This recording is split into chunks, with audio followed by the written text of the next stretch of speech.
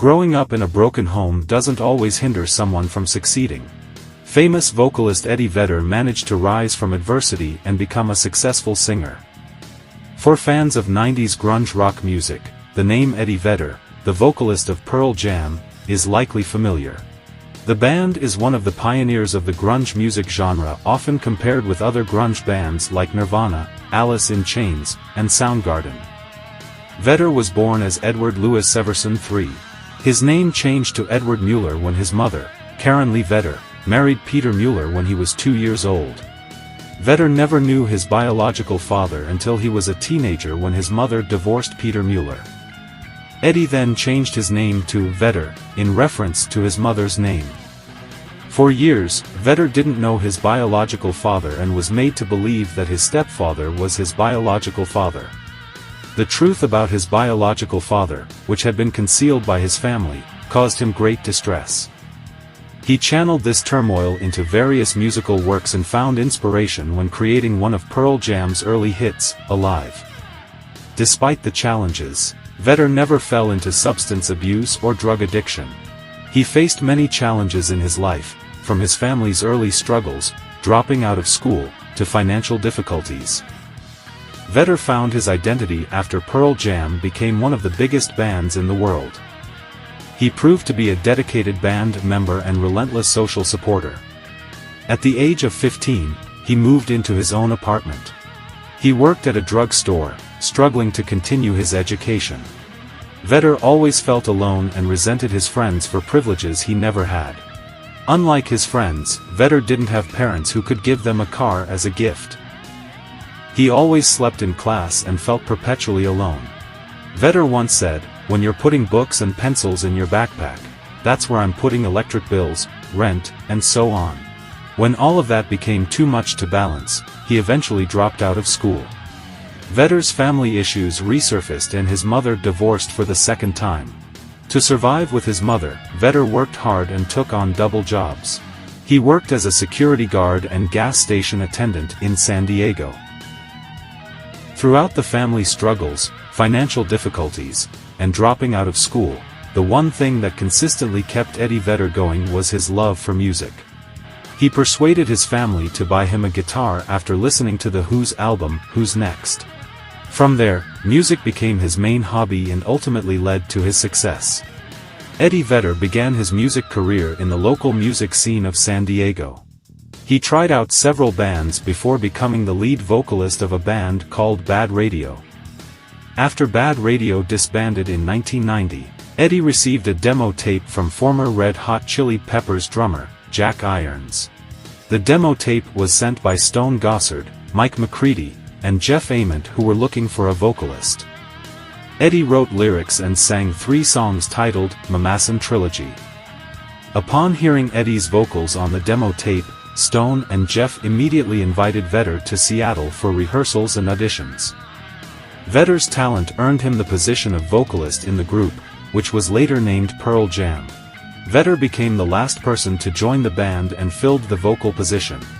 A year later, the band Pearl Jam released their debut album, 10, in 1991. The debut album featured Vedder's fiery vocals as he sang songs like Alive, Even Flow, and Black. Additionally, the album, 10, included the hit single, Jeremy, which quickly propelled the album to the top of the charts on MTV. Along with Pearl Jam, Eddie Vedder has produced many successful albums. Throughout his career, Eddie Vedder has been an outspoken social justice advocate, both on and off the stage. Pearl Jam founded the Vitalogy Foundation in 2006, a non-profit organization supporting public health, education, and more. Vedder is also a co-founder of the EB Research Partnership, which helps fund treatments for skin disorders in children. In fact, Pearl Jam has stated that they donate $2 from every ticket sold at each concert to causes supported by their foundation. Even relatively minor issues do not escape Vedder's attention, as demonstrated in 2016 when he donated $10,000 to a poor family in Maryland facing eviction. Conventional media narratives reported that Nirvana and Pearl Jam were involved in intense rivalry. However, the reality is different. As explained by the Washington Post, Cobain certainly disliked other bands. He once said, "I feel offended if equated with bands like Pearl Jam." But in 1992, as shown by the Los Angeles Times, Cobain regretted the insult, stating, "I won't do that again. It hurt Eddie, and he's a good guy." This is not surprising, as Cobain and Vedder came from similar backgrounds and both struggled with the burden of fame transforming them from shy outsiders into public figures. The news of Kurt Cobain's death certainly devastated Vedder. "When I first heard about it, I was in a hotel room in Washington, and I wrecked the place," Vedder said. Over time, Vedder admitted that he still misses Cobain and often thinks about him. Most of the grunge of the 90s, as everyone knows, came from deep personal pain. Unfortunately, for many artists, the combination of depression and sudden fame often leads to drug abuse. Eddie Vedder, unlike most of his peers, never fit into the drug world. This of course does not mean that he had an easier time than others. He described his past experience of depression, but hard drugs were not something he really chose. In the early days of Pearl Jam's fame, Vedder devoted himself to his fans. Considering his own loneliness as a young man, he spent hours talking to fans after shows, speaking to hundreds of people, or even giving out his personal phone number so they could talk to him if they needed help. When fans wrote to him asking about the meaning of his lyrics, he always replied.